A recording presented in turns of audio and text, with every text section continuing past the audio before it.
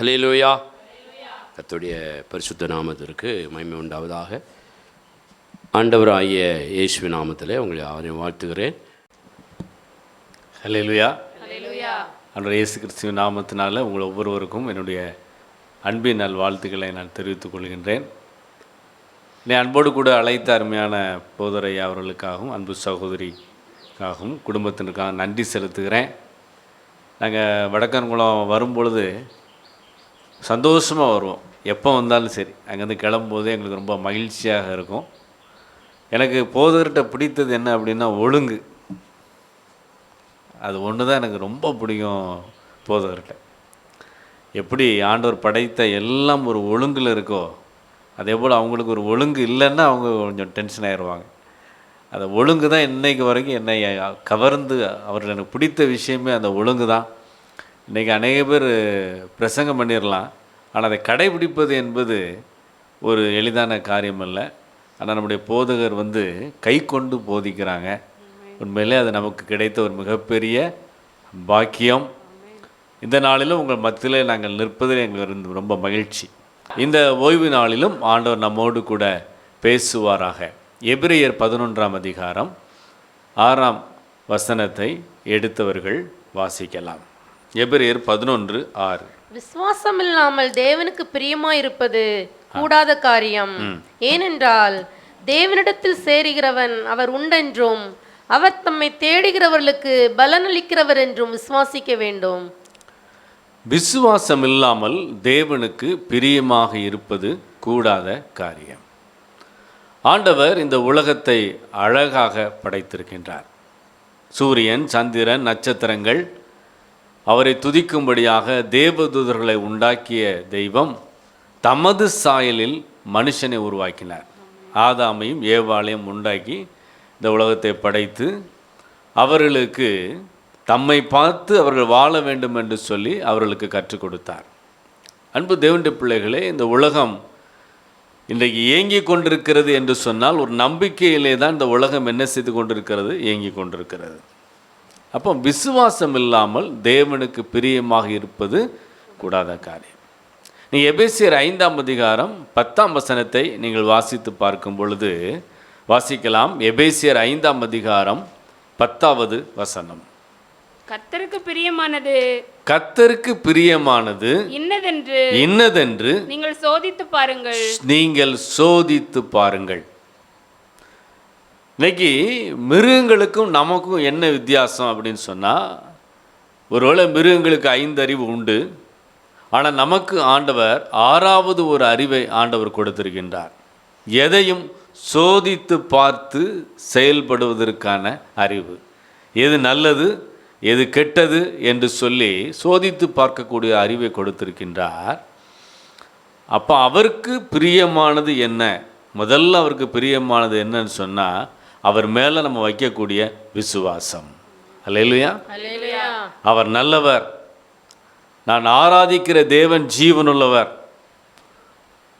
அவர் என் படகுல இருக்கிறார். என் வாழ்க்கை படகுல அவர் இருக்கிறார். நிச்சயம் என்னுடைய வாழ்க்கை படகு கரை சேரும். எத்தனை காற்றுகள் அடித்தாலும், எத்தனை புயல்கள் வந்தாலும் என்னை விட்டு அவர் ஒருபோதும் விலகவே மாட்டார். என்னை கரம் பிடித்த தெய்வம் என்னை நடத்துவார் என்கிற விசுவாசம்தான் அவருக்கு ரொம்ப பிடிக்குமா. அல்லேலூயா. அந்த எபிரெயர் 11ஆம் அதிகாரத்தை நீங்கள் முழுவதுமாக நீங்கள் வாசித்து பார்த்தீங்க அப்படின்னு சொன்னால், விசுவாச தகப்பன்மார்கள் நோவா முதல் ஒவ்வொருவரும் எப்படியெல்லாம் வாழ்ந்தார்கள் என்று சொல்லி அந்த பகுதியை நம்மால் வாசிக்க முடிகிறது. நீங்கள் வாசிக்கும்போது அதற்கு அடுத்த வசனத்தை வாசிங்க. எபிரெயர் 11:7. விசுவாசத்தினாலே நோவா தற்காலத்திலே காணாதவைகளை குறித்து தேவ எச்சரிப்பு பெற்று போதும். இன்னைக்கு விசுவாசம் அப்படின்னு சொன்னா எதை குறித்து பேசுகிறார்கள் என்று சொன்னால், ஆசீர்வாதத்தை குறித்து மாத்திரம் பேசுவது விசுவாசம் அல்ல. அது ஒரு பகுதி. ஆண்டவர் உனக்கு ஒரு வீட்டை கொடுப்பார், நல்லது. ஆண்டவர் உனக்கு ஒரு வாகனத்தை கொடுப்பார், நல்லது. நம்மை கர்த்தர் ஆசீர்வாதமாக வைப்பார், நல்லது. ஆனால் நோவா பெற்ற அந்த விசுவாசம் என்ன? தேவ எச்சரிப்பு. என்ன தேவ எச்சரிப்பு? இந்த பூமியை வந்து ஜலத்தினால அழிய போகிறதுப்பா, அதனால் நீயும் உன் குடும்பத்தையும் காப்பாற்றும்படி ஒரு பேழையை செய் அப்படின்னு சொல்லி ஆண்டவர் சொல்லுகிறார். அதில் முக்கியமான ஒரு வார்த்தை பாருங்க, நோவா பயபக்தி உள்ளவனாகி. இந்த வார்த்தையை மறந்துடக்கூடாது. இந்த விசுவாசத்திற்கும் பயபக்திக்கும் தொடர்பு உண்டு. நோவா பயபக்தி உள்ளவனாகி என்ன செய்கிறான்? கொப்பேர் என்கிற மரத்தில் பேழையை செய்ய சொல்கிறார். அந்த கொப்பேர் மரம் எங்கே இருக்குன்னு தெரியாது. அந்த மரத்தை போய் கண்டுபிடிச்சி அந்த பேழையை செய்யணும்னு சொன்னால் அவ்வளவு தூரம் அவர் சொன்ன வார்த்தையை நம்பினா மாத்திரம்தான் செய்ய முடியும். அன்பு தேவனுடைய பிள்ளைகளே, இன்றைக்கி அழகாக ஐயா சொன்னார்கள், ஞானி புத்திசாலி மதிக்கெட்டவன். ஒரு எச்சரிப்பை பெறுறோமா, அந்த எச்சரிப்பை கண்டு மனம் திரும்பிட்டோம் அப்படின்னு சொன்னால் அவன் வந்து புத்திசாலியாகவும் இருக்கிறான், ஞானியாகவும் இருக்கிறான்.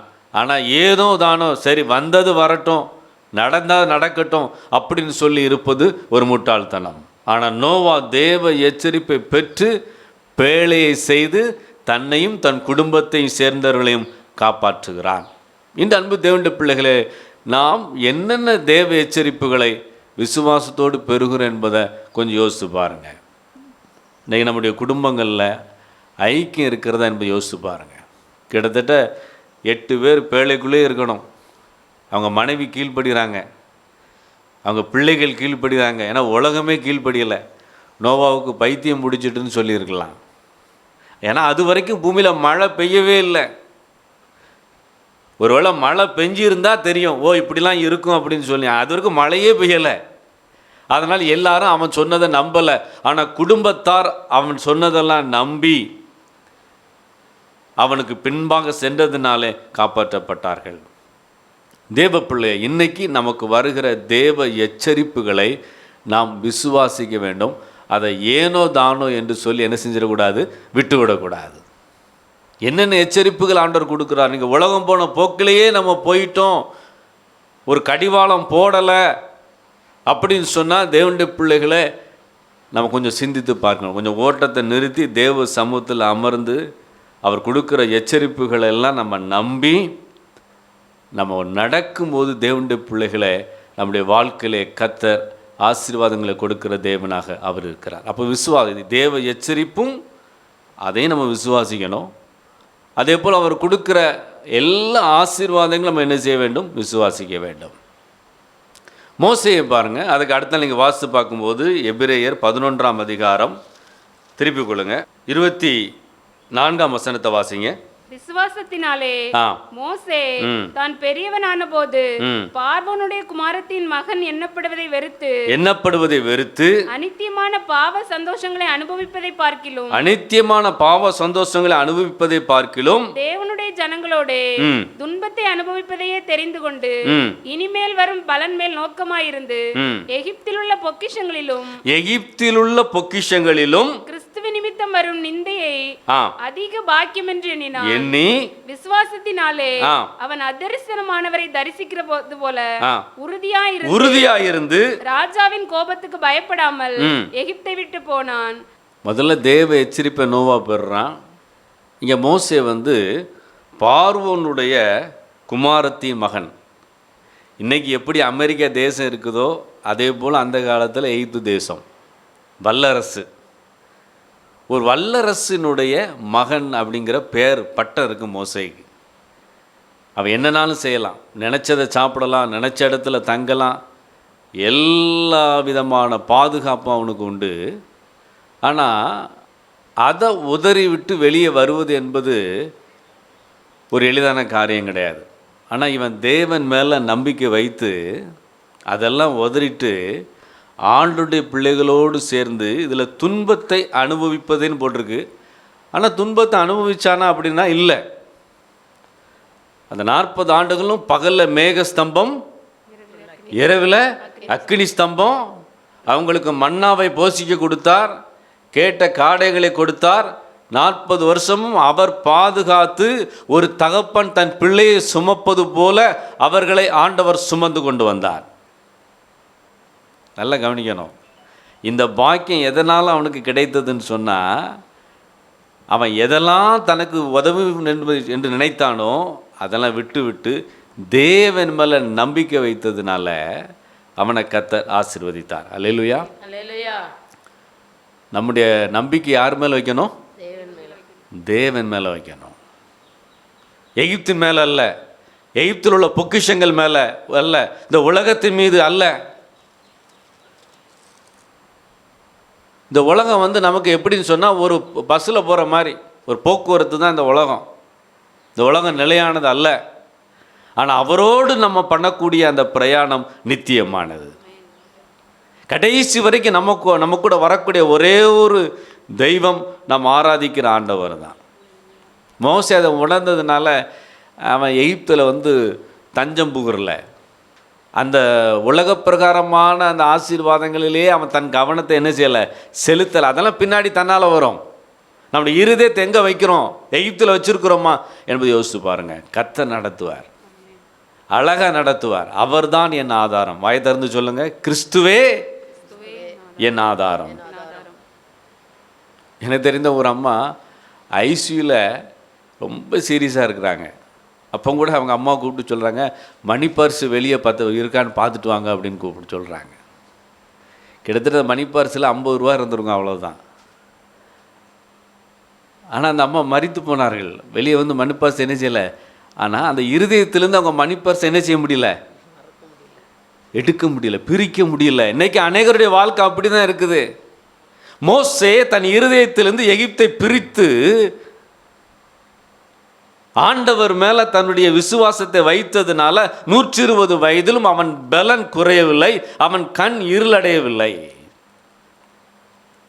அழகாக ஆண்டவருடைய சத்தத்தை கேட்டு இஸ்ரவேல் ஜனங்களை நடத்தி கொண்டு போவோம். ஆண்டவரை பிடிக்கணும்னா ஏதாவது ஒன்றை நம்ம விட்டு தான் ஆகணும். அல்லேலூயா. ஆமாம். அவர் எது தம்பி இது வேண்டாம் உனக்குன்னு சொன்னால் ஒன்று விட்டுறணும். அதான் கீழ்ப்படிதல். அதே பிடிச்சு வச்சுட்டு இருக்கக்கூடாது. 2 எஜமான்களுக்கு ஒருவனும் ஊழியம் செய்ய முடியவே முடியாது. ஒன்று ஆண்டவருக்கு, இல்லைன்னா உலகத்துக்கு. மோசே அதை புரிந்து கொண்டபடினால அவர் என்னை நடத்துவார்னு சொல்லி கொண்டு போனோம். ஒன்று புரிந்து கொள்ளுங்க, உலகம் நடத்துறதை விட ஆண்டவர் சூப்பராக நடத்துவாரா இல்லை சாதாரணமாக நடத்துவாரா? சூப்பராக நடத்துவார். கரங்களை தட்டி அந்த ஆண்டவருக்கு நன்றி செலுத்துங்க பார்ப்போம். அவரை நம்பி போகும்போது அவர் உங்களை அழகாக நடத்துவார், அருமையாக நடத்துவார். தூதர்கள் சாப்பிட்ட மன்னாவை போஷிக்க கொடுத்தார். தேவனுடைய பிள்ளைகள் இந்த 2025ஆம் ஆண்டு இந்த பிப்ரவரி மாதம் அவருடைய சமூகத்தில் இந்த ஓய்வு நாள் உட்கார்ந்துருக்கிற அன்பு மகளே, முதல்ல தேவ எச்சரிப்புகளை நம்ம பெற்று அதை விசுவாசிக்கணும். 2வது இந்த உலகத்தின் மேலே இருக்கக்கூடிய அந்த நம்பிக்கைகள், இந்த எகிப்து என்னை காப்பாற்றும், நான் போத்திபாருடைய மகன் அப்படிங்கிறதெல்லாம் தூக்கி தூர வச்சுட்டு என் தேவன் என்னை எப்படி நடத்துகிறாரோ, எந்த பாதையை என்னை நியமித்திருக்கிறாரோ அந்த பாதைக்கு என்னை நான் அர்ப்பணிக்கிறேன் என்று சொல்லி அர்ப்பணிக்கும் போது அந்த விசுவாச பாதையிலே அவர் நடத்துகிற விதம் நமக்கு ஆச்சரியமானதாக இருக்கும். அழகாக நடத்துவார். ஒரு அருமையான போதகருக்கு ஆண்டவர் ஒரு இடத்தை காண்பிச்சு, எப்போ இந்த இடத்துல நீ ஆலயத்தை கட்டு அப்படின்ட்டாரு. அந்த போதகரும் சர்ச்சை கட்டியாச்சு. சர்ச்சை கட்டி பிரதிஷ்டை அன்னைக்கு எல்லோரும் வராங்க. வரும்போது எல்லாரும் சொன்னாங்க, இந்த காட்டுக்குள்ளே போய் சர்ச்சை கட்டியிருக்கீங்களே, யார் வருவா? ஆராதனை முடிஞ்சோன்னா அவங்க மனைவி சொல்லிட்டாங்களாம், நான்லாம் இங்கே வர முடியாது, நீங்கள் ஒத்தையிலே என்ன செய்யுங்க, சர்வீஸை நடத்துங்கன்னு சொல்லி மனைவியும் போயிட்டாங்க. அப்போ இந்த போதகர் முத நாள் வராரு, சர்ச்சை திறந்து வைக்கார். பயங்கரமான காட்டுப்பகுதி, நல்லா பாட்டு பாடுதார், ஜெபம் பண்ணுதார். ஜெபம் பண்ணி பூட்டிகிட்டு போயிட்டார். அடுத்த வாரம் வரார். வரும்பொழுது மனம் திரும்புன்னு சொல்லி பிரசங்கம் பண்ணுறார். யாருமே இல்லை சர்ச்சில், கடுமையாக பேசுகிறார். அப்படி பேசி கொண்டு இருக்கும்போது பெஞ்சி கடியிலேருந்து ஒருத்தன் எந்திரிச்சான்னா சர்ச்சில். பாஸ்டருக்கு ஒன்றும் ஓடலை, யாருன்னு தெரியலன்னு பார்த்தா திருடன். நடுங்கிட்டே வந்தான். ஐயா நான் மனம் திரும்பிடுறேன் ஐயா அப்படின்னு சொல்லி என்னென்னு விசாரிக்கும் போது, நாங்கள் இந்த பகுதியெல்லாம் திருடிட்டு இந்த இடம் கொஞ்சம் சௌரியமாக இருந்தனால இங்கே வந்து நாங்கள் என்ன செய்வோம், ரெஸ்ட் எடுப்போம். இன்றைக்கி உங்கள் வார்த்தையை கேட்டேன்யா, அந்த ஏசி எனக்கு வேணும். நான் மட்டும் இல்லை, என் கூட்டாளியெல்லாம் கூட்டுவாரன்னு சொல்லி அவனுடைய எல்லா கூட்டாளிகளும் வந்து ஆரம்பிக்கப்பட்டது தான் அந்த சபையாம். 5 பேர் வந்தாங்க, 10 பேர் தாங்க. கடைசியில் ஒரு பெரிய சபை, கிளை சபையெல்லாம் வந்து அந்த அளவுக்கு ஆண்டவர் ஒரு முன்னேற்றத்தை கொடுத்தார். அல்லேலூயா. கணக்கு பார்த்து அந்த இடத்துல அந்த போதகர் சபையை ஆரம்பிக்கலை. தேவன் சொன்ன இடத்துல ஆரம்பித்தார், விசுவாசித்தார், ஆண்டவர் அந்த சபையை பெருக பண்ணினார். அல்லேலூயா. அப்போ விசுவாசம் இல்லாமல் தேவனுக்கு பிரியமாக இருப்பது கூடாத காரியம். அவர் நடத்துவார், நாளைக்கு அவர் நடத்துவார். நம்ம பேங்க்ல இருக்கக்கூடிய பணம் நம்ம என்ன செய்யாது, காப்பாற்றாது. இன்னைக்கு மனுஷனோட நம்பிக்கை என்ன தெரியுமா, நிறைய பணம் இருந்தால் போதும் நம்மளை காப்பாற்றி, ஒரு நாளும் காப்பாற்றாது. அவருடைய இரக்கம், கிருபை, தயவு இல்லைன்னா அந்த பூமியில் ஒரு நிமிஷம் கூட நம்மளால் என்ன செய்ய முடியாது, வாழ முடியாது. என்னைக்காவது அதுக்கு நன்றி செலுத்திருக்கோம். இன்றைக்கி நல்லா காற்று வீசுது பார்த்தீங்களா, நம்ம சுவாசிக்கோம்ல, அதுக்கு நன்றி செலுத்திருக்கிறோமா? எங்கள் அம்மாவை ஹாஸ்பிட்டல் வச்சுருக்கும் போது அந்த வெண்டிலேட்டர் சொல்கிறாங்க 5000 ரூபா ஒரு நாளைக்கு அப்படின்னு சொல்லி.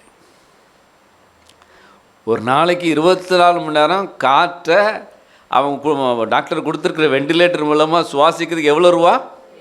அது சின்ன ஆஸ்பத்திரினால, பெரிய ஹாஸ்பிட்டல்னால் எவ்வளோ கேட்கான்னு தெரில. ஆனால் வாழ்நாள் முழுவதும் இலவசமாக நமக்கு அந்த காற்றை கொடுத்து நம்மளை உயிரோடு வச்சுருக்காருன்னா அவர் எவ்வளோ நல்ல தெய்வம். அல்லேலூயா. அதுக்கெல்லாம் நம்ம நன்றி செலுத்தணும். அவர் நம்மளை அழகாக வச்சுருக்கிறார். அப்போது விசுவாசித்து நடைங்க. அவர் மேலே அவருக்கு ரொம்ப பிடிக்குது என்னது, விசுவாசம்தான். யோவான் 4ஆம் அதிகாரத்தில் ஒருத்தருடைய மகன் வந்து வியாதியாக இருக்கிறான். வாசிங்க, யோவான் 4ஆம் அதிகாரம் 47ஆம் வசனத்தை வாசிங்க. இயேசு யூதேயாவிலிருந்து கலிலேயாவுக்கு வந்தார் என்று அந்த மனுஷன் கேள்விப்பட்டு அவரிடத்திற்கு போய் தன் மகன் மரண அவஸ்தையா இருந்தபடியால் அவனை குணமாக்கும்படிக்கு வர வேண்டும் என்று அவரை வேண்டிக் கொண்டான். அப்பொழுது இயேசு அவனை நோக்கி நீங்கள் அடையாளங்களையும் அற்புதங்களையும் காணாவிட்டால் விசுவாசிக்க மாட்டீர்கள் என்றார். அதற்கு ராஜாவின் மனுஷன், ஆண்டவரே, என் பிள்ளை சாகிறதற்கு முன்னே வர வேண்டும் என்றான். இயேசு அவனை நோக்கி நீ போகலாம், குமாரன் பிழைத்திருக்கிறான் என்றார். உன் குமாரன் பிழைத்திருக்கிறான் என்றார். அந்த மனுஷன் இயேசு சொன்ன வார்த்தையை நம்பி போனான். நீங்கள் இடத்துல வாசிக்கும் போது எந்த நாளிகையில் இயேசு சொன்னாரோ அந்த நாளிகையில் அந்த ராஜாவுடைய பையன் என்ன செஞ்சானா, குணமாயிருந்தானாம். எந்த செகண்டில் இயேசு பேசினா அதே நேரத்தில் அந்த செகண்டில் அந்த நொடி பொழுதில் மகனுக்கு, ராஜாவுடைய மகனுக்கு என்னது, சுகம். இதுதான் விசுவாசம். ஒரு அருமையான பாட்டி, அவங்க வயிற்றுலாம் 80-85 வயசு இருக்கும். வயிற்றில் வந்து பயங்கரமான புண்ணு வந்து அவங்கள ஆஸ்பத்திரிக்கு தூக்கிட்டு போகிறாங்க. அந்த அம்மா வேண்டாங்க, 85 வயது நிரம்பிய தயார், ஆஸ்பத்திரிக்கு வரவே மாட்டேன், எனக்கு வேண்டான்னு சொல்லி ஒரே பிடிவாதம் என்ன செஞ்சிட்டாங்க, அனுமதிக்கவே இல்லை. தேங்காய் எண்ணெய் கேட்டாங்களாம், தேங்காய் எண்ணெய் அதில் பூசி ஏசியின் ரத்தம் சொல்லி ஜோம் பண்ணாங்களாம். 5-6 நாட்களுக்குள்ளே அந்த புண்ணு எல்லாம் ஒன்றும் இல்லாமல் ஆறி போனதான். அல்லேலூயா. எங்கள் அம்மாவுக்கு 2 மாதத்துக்கு முன்னாடி காலில் புண்ணு. என் மனைவி தான் தேங்காய் எண்ணெய் பூசி போட்டாள் காலில். ஒரு புண்ணு இல்லாமல் அப்படியே ஆறி போனது. தேவனுடைய பிள்ளை அவருடைய தழும்புகளால் குணமானீர்கள். ரோமர் 8:11 கூறுகிறது, கிறிஸ்துவை மரித்தோர்ந்து எழுப்பினருடைய ஆவி உங்களில் வாசமாக இருக்கிற தம்முடைய ஆவினாலே மரணத்துக்கு ஏதுவான உங்கள் சரீரங்களை உயிர்ப்பிக்கும். இதுதான் விசுவாசம். கொஞ்சம் அவர் மேலே கொஞ்சம் விசுவாசம் வச்சு பாருங்கள். அவரை நீங்கள் ஆச்சரியப்படுத்தக்கூடிய ஒரே ஒரு விஷயம் உங்கள் விசுவாசம்தான். மற்ற எதை கண்டு அவர் ஆச்சரியப்பட மாட்டார். அவர் படைத்ததெல்லாம் நமக்கு ஆச்சரியமானவை. நட்சத்திரம் இன்றைக்கு வானத்தில் எந்த ஒரு இது இல்லாமல் வானத்தில் தொங்க விட்டுருக்கிறார். இந்த உலகமே நமக்கு ஆச்சரியமாக இருக்கிறது. ஆனால் அவருக்கு எது ஆச்சரியம் தெரியுமா, நம்மகிட்ட இருக்கக்கூடிய விசுவாசம் தான். மத்தேயு 8ஆம் அதிகாரத்தை வாசித்து பார்க்கும்போது 100க்கு அதிபதி மற்ற 8 அந்த 5, 6 வசனங்கள்லாம் வாசித்து பார்க்கும்போது நூற்றுக்கு அதிபதி சொல்லுகிறான், ஆண்டவரே நீர் என் வீட்டிற்கு வர நான் பாத்திரன் அல்ல. ஒருவனை வாவென்றால் வருகிறான், ஒருவனை போவென்றால் போகின்றான், ஒருவனை இதை செய்யென்றால் செய்கின்றான். ஆனால் நீர் ஒரு வார்த்தை மாத்திரம் சொல்லும், அப்பொழுது என் வேலைக்காரன் சொஸ்தமாவான். அங்க பாருங்க, வாசிங்க 6ஆம் வசனத்தை வாசிங்க. ஆண்டவரே, என் வேலைக்காரன் வீட்டிலே திமிர்வாதமாய் கிடந்து கொடிய வேதனைப்படுகிறான் என்று அவரை வேண்டிக் கொண்டான். அதற்கு இயேசு, நான் வந்து அவனை சொஸ்தமாக்குவேன் என்றார். 100க்கு அதிபதி பிரதியுத்தரமாக, ஆண்டவரே, நீர் என் வீட்டுக்குள் பிரவேசிக்க நான் பாத்திரன் அல்ல. ஒரு வார்த்தை மாத்திரம் சொல்லும், அப்பொழுது என் வேலைக்காரன் சொஸ்தமாவான். நான் அதிகாரத்துக்கு கீழ்ப்பட்டவனாய் இருந்தும் எனக்கு கீழ்ப்பட்டிருக்கிற சேவகரும் உண்டு. நான் ஒருவனை போவென்றால் போகிறான், மற்றொருவனை வாவென்றால் வருகிறான். என் வேலைக்காரனை இதை செய்யென்றால் செய்கிறான் என்றார். இயேசு இதை கேட்டு ஆச்சரியப்பட்டார். நீங்க அண்டர்லைன் பண்ணக்கூடிய வார்த்தை, இயேசு இதை கேட்டு ஆச்சரியப்பட்டு. தெய்வத்தை நீங்க ஆச்சரியப்படுத்தணுமா? ஒன்றின் மூலமாக தான் ஆச்சரியப்படுத்த முடியும், நம்முடைய விசுவாசத்தின் மூலமாக மாத்திரம்தான். ஒருவேளை அள்ளி கொடுத்தா, விசுவாசத்தில் அள்ளி கொடுத்தீங்கன்னா ஆச்சரியப்படுவார். விசுவாசம் அவரை ஆச்சரியப்படுத்தும். என் பிள்ளை என் மேலே இவ்வளவு நம்பிக்கை வச்சிருக்கிறான்னு. தாவீது ஏன் அவருடைய இருதயத்திற்கு ஏற்றவன்? ஈஸியாக சொல்லிட முடியாது. அப்போஸ்தலர் 13 வாசிக்கிறோம். அப்போஸ்தலர் 13:22 நினைக்கிறேன். தாவீது சொல்றாரு, அவன் இருதயத்திற்கு ஏற்றவன். எதனால? மொத்த இஸ்ரவேலும் கோலியாத்தை கண்டு பயந்து நடுங்குது. சவுல் 6 அடி உயரமான சவுல் இருக்கிறான். போர் சேவகர்கள் எல்லாரும் போர் உடைய தரித்து, கையில் ஒரு கையில் கேடகம், தலையில் வைக்கக்கூடிய ஹெல்மெட்டு, கையில் வால் எல்லாத்தையும் வச்சு 40 நாள் வந்து நிற்காங்க. அங்கே கோலியாத்து வந்து கொக்கரித்த உடனே எல்லாம் ஓடிடுறான். கோலியாத்து என்ன செய்யறான்? எப்போ ஒருத்தனை அனுப்பு, இஸ்ரவேலர் இவ்வளோ பேர் இருக்கீங்களா, ஒரே ஒருத்தன் என் கூட நிற்சான், சண்டைக்கு வாங்கன்னு பார்ப்போம். பயந்து ஓடுறான். கோலியாத் இஸ்ரவேலை நிந்திக்கவில்லை, இஸ்ரவேலின் தெய்வத்தை நிந்தித்தான். அண்ணன்மார்களுக்கு சாப்பாடு கொண்டு போன தாவீது ஒரு எடுபடியாக வச்சுருந்தாங்க வீட்டில். அவன் போய் பார்க்குறான், கோலியாத்தை வந்து நிற்கிறான். அன்பு தேவனுடைய பிள்ளைகளே, அவனுடைய உள்ளம் பற்றி எரிகிறது. அவன் சொல்றான், ஜீவனுள்ள தேவனுடைய சேனையை நிந்திப்பதற்கு இந்த விருத்த சேதனம் இல்லாத பெலிஸ்தன் எம்மாத்திரம் அப்படிங்கிறான். அவனுக்கு என்ன தைரியம் தெரியுமா? நான் ஆராதிக்கிற தேவன் ஜீவனுள்ள தேவன், உடன்படிக்கையின் தேவன். என் கூட உடன்படிக்கை பண்ணியிருக்கிறாரு. ஆபிரகாமோடு உடன்படிக்கை பண்ணின தேவன். நான் கூட இருப்பேன், நீ போகும் இடமெல்லாம் நான் வருவேன், உன் சந்ததியை பெருக பண்ணுவேன், உன் சந்ததியை ஆசீர்வதிப்பேன் என்று சொன்ன தேவன். அப்போ இப்போ நிற்கிறான், கோலியாத்து முன்னாடி நிற்கிறான், இவனு நிற்கிறான். அன்பு தேவனுடைய பிள்ளைகளை, இவன் கல்லையும் கவனையும் கொண்டு போகிறான். கொண்டு போய் கரெக்டாக எங்கே அடிக்கான்? நெத்தியில் அடிக்கான். நெத்தியில் அடித்தா பின்னாடி விழுவாங்களா முன்னாடி விழுவாங்களா? பின்னாடி தான் விழுவாங்க. இவன் தலை குப்புற விழுந்தான் கோலியாத். தாவீதுக்குள் இருந்த தன் தெய்வத்தை குறித்த அந்த விசுவாசம். அவன் சொல்கிறான் பாருங்க, உன்னை நான் கொல்லதின் மூலமாகவே பூலோகத்தார் யாவரும் கண்டுகொள்வாங்க கர்த்தர் பெரியவர் என்று சொல்லி. அன்பு தேவனுடைய பிள்ளைகள், அதான் இருதயத்திற்கு ஏற்றவன். இந்த வருஷம் முழுதும் நம்ம அவரை ஆச்சரியப்படுத்தணும்னு சொன்னால் நம்முடைய விசுவாசத்தின் மூலமாக. அது தேவனுக்கு பிரியமான ஒரு காரியம். ஆமாம், எரிய கோட்டை இருக்குது. எரிய கோட்டை எத்தனையோ ரதங்கள் ஓடுமா அந்த கோட்டை சுவரில். யோசுவாவிட்ட ஆண்டவர் சொல்கிறார், எப்பா சுற்றி வாங்கப்பா, நீங்கள் வேறு ஒன்றும் செய்ய வேண்டாம், சுற்றி வாங்க, சுற்றி வந்து ஆண்டவர் துதிங்க, அவ்வளோதான், ஒன்றும் பேசக்கூடாது. வாசிங்க யோசுவா 6ஆம் அதிகாரம் 5ஆம் வசனத்தை வாசிங்க. அவர்கள் ஆ, அந்த கொம்புகளினால் ஆ, நெடுந்தொணி இடும்போது ஆ. நீங்கள் எக்கால சத்தத்தை கேட்கும் போதும் ஆ. ஜனங்கள் எல்லாரும் மகா ஆரவாரத்தோட ஆர்ப்பரிக்க மக கடவர்கள். ஆரவாரத்தோடு ஆர்ப்பரிக்க கடவர்கள். அப்பொழுது பட்டணத்தின் அலங்கம் இடிந்து விழும். அப்பொழுது பட்டணத்தின் அலங்கம் இடிந்து விழும். உடனே ஜனங்கள் அவரவர் தங்களுக்கு நேராக ஏறக்கடவர்கள் என்றார். முடிஞ்சது, அவ்வளவுதான். சுத்தி வந்தாங்க, மகா சத்தமா ஆர்ப்பரித்தாங்க, சுத்தி வந்தாங்க. எரியக்கோட்டை என்ன செய்தது? இடிந்து விழுந்தது. அவர் நம்மிடத்தில் எதிர்பார்க்கக்கூடிய ஒரு கிரியை என்னதுன்னா அவரை விசுவாசிப்பது. அவரை அதான் தாவீது சொல்றான், ஜீவனுள்ள ஒரு தேசத்தில் நன்மையை காண்பேன் என்று விசுவாசியாதிருந்தால் கெட்டு போயிருப்பேன். இந்த உலகம் பயங்கரமான உலகம்தான். ஒரு மோசமான உலகத்தில் தான் நீங்களும் நானும் வாழ்ந்து கொண்டு இருக்கின்றோம். அதில் எந்த சந்தேகமும் இல்லை. எப்போ என்ன நடக்குன்னு சொல்லி தெரியாது, யார் காலை வாருவாங்கன்னு சொல்லி தெரியாது, எங்கே யார் ஏமாற்றுவாங்கன்னு தெரியாது. ஆனால் இப்படிப்பட்ட சூழ்நிலையும் நான் ஆராதிக்கிற தேவன் என்னை நடத்த வல்லமையுள்ளவர், அவர் என்னை கரம் பிடித்து நடத்துவார் என்று விசுவாசிக்கும் போது அது கர்த்தரை ஆச்சரியப்படுத்துகிறது. சோர்ந்து போகாதீங்க, பயப்படாதீங்க. இன்றைக்கி அருமையான போதரையை பார்க்கும்போது எனக்கு சந்தோஷமாக இருக்குது.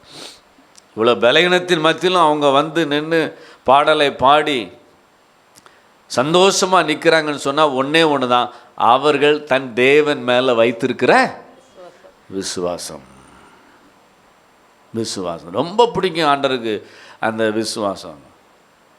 மோசே குழந்தையாக இருக்கும்போது எல்லா ஆண் பிள்ளைகளையும் பார்வோன் கொன்னுட்டு இருக்கான். ஆனால் மோசையுடைய அம்மா அப்பா என்ன செய்கிறாங்க? 3 மாதம் பொத்தி பொத்தி வளர்க்காங்க. யோசிச்சு பாருங்க, கை குழந்தை அழுதுறக்கூடாது, சத்தம் கேட்கும். தன்னால் ஆணை மட்டும் அவங்க 3 மாதம் பாதுகாத்தாங்க. அதுக்கப்புறம் கர்த்தரே அந்த பார்வோனுடைய வீட்டுக்கு கொண்டு போய் அவனை வளர்த்து ஒரு பெரிய இஸ்ரவேல் ஜனங்களை நடத்தக்கூடிய ஒரு அதிகாரியாக கர்த்தர் மாற்றுகிறார். அப்போ முதல்ல தேவனுக்கு பிடித்தது என்னது?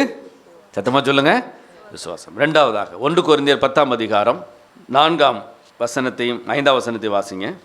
எல்லாரும் ஒரே ஞானபானத்தை குடித்தார்கள். எல்லோரும் ஒரே ஞானபானத்தை குடித்தார்கள். எப்படி எனில் அவர்களோட கூட சென்ற ஞான கண்மலையின் தண்ணீரை குடித்தார்கள். அந்த கண்மலை கிறிஸ்துவே. அப்படி இருந்தும் அவர்களில் அதிகமான பேர்களிடத்தில் தேவன் பிரியமா இருந்ததில்லை. முதல்ல விசுவாசம் அவருக்கு பிடிக்கும். ரெண்டாவது இங்கே பார்க்குறோம், கிட்டத்தட்ட 40 லட்சம் ஜனங்களை ஆண்டவர் எகிப்திலிருந்து வெளியே கொண்டு வராரு. பகலில் மேகஸ்தம்பம், இரவில் அக்கினி ஸ்தம்பம். அவங்க என்னதெல்லாம் கேட்டாரோ எல்லாத்தையும் கொடுக்குறாரு. மன்னாவை கொடுக்குறாரு, காடையை கொடுக்குறாரு. அவர்களில் பலவீனப்பட்டவன் ஒருவனும் இல்லை. ஆனாலும் அதிகமான பேர்களிடத்தில் அவர் பிரியமா இல்லை. இன்னைக்கு உலகம் நினைக்குது எல்லாம் நமக்கு இருக்கு, எல்லா ஆசீர்வாதங்களும் இருக்கு, அதனால நமக்கு தேவனுக்கு பிரியமா இருக்கிறோம் அப்படின்னு சொல்லி நினைத்தால் அது ஒரு முட்டாள்தனம். இன்னைக்கு மழை பெய்யுது, மத்தேயு 5 வாசிக்கிறோம், நல்லோர் மேலும் தீயோர் மேலும் கர்த்தர் சில பொதுவான கிருபைகளை வச்சிருக்கிறார். அதை நம்பி அவர் என் மேலே பிரியமா இருக்காருன்னு சொல்லி நம்ம ஏமாந்து போகக்கூடாது, வஞ்சிக்கப்பட்டுறக்கூடாது. ஏன் இங்கே இந்த இடத்துல அவர் அநேக பேர் மேலே பிரியமாக இல்லை? வாசிக்கும் போது 6ஆம் வசனத்தை வாசிங்க. அவர்கள் இச்சித்தது போல நாமும் பொல்லாங்கானவைகளை இச்சியாதபடிக்கு இவைகள் நமக்கு திருஷ்டாந்தங்களாய்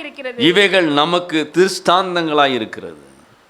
இந்த வேதம் நமக்கு எதுக்கு எழுதி கொடுத்துருக்கிறாருன்னா, இதை பார்க்கும்போது இதில் உள்ள எல்லா கேரக்டர்ஸையும் பார்க்கும்போது எந்த கேரக்டர் நம்ம பின்பற்றக்கூடாது, எந்த கேரக்டரை பின்பற்றணும் அப்படின்னு சொல்லி ஆண்டவர் நமக்கு என்ன செய்திருக்கிறார்? எழுதி வைத்திருக்கிறார். பொல்லாங்கானவைகளை இச்சியாதபடிக்கு. இந்த உலகம் முழுதும் பொல்லாங்கனுக்குள்ளே இருக்கிறது. எதை சூஸ் பண்ணணும், எதை சூஸ் பண்ணக்கூடாதுங்கிறத நம்ம கண்டுபிடிக்கணும். ஏமாந்து போயிடக்கூடாது, எல்லா பக்கம் போயிடக்கூடாது. இதில் இல்லாத ஒன்றும் இல்லைங்க, எல்லாமே இதில் இருக்குது. அப்போ பொல்லாங்கானது என்ன? மார்க் 7:21 ஒரு 13 காரியத்தை ஆண்டவர் சொல்கிறார். இருதயத்திலிருந்து இதான்ப்பா வெளியே வரும். ஒரு ஸ்கேனிங் மிஷின் தான் இந்த மார்க் 7:21 வாசிங்க. எப்படி எனில் மனுஷனுடைய இருதயத்திற்குள்ளிருந்து பொல்லாத சிந்தனைகளும் விபச்சாரங்களும் வேசித்தனங்களும் கொலைபாதகங்களும் களவுகளும் பொருளாசைகளும் துஷ்டத்தனங்களும் கபடும் காமவிகாரமும் வன்கண்ணும் தூஷணமும் வெறுமையும் மதிகேடும் புறப்பட்டு வரும். இவைகள் புறப்பட்டு வந்து உள்ளத்திலிருந்து புறப்பட்டு மனுஷனை தீட்டுப்படுத்தும். இதுதான் ஸ்கேனிங் மிஷின். ஆஸ்பத்திரியில் ஒரு ஸ்கேனிங் மிஷின் இருப்பது போல இந்த மார்க் 7:21 ஒரு ஸ்கேனிங் மிஷின் ஆண்டவர் வச்சுருக்க. இதை நம்ம தியானிக்கணும், இந்த வசனத்தை தியானிக்கணும், என்னெல்லாம் நம்மகிட்ட இருந்து செயல்பட்டு இருக்கு அப்படின்னு சொல்லி. இந்த பொல்லாங்கானது எல்லாம் நம்ம என்ன செய்யணும்? விட்டு விலகணும். எப்படி அதெல்லாம் விட்டு விலகிறது? தேவனுடைய பிள்ளை நல்லா புரிந்து கொள்ளுங்க.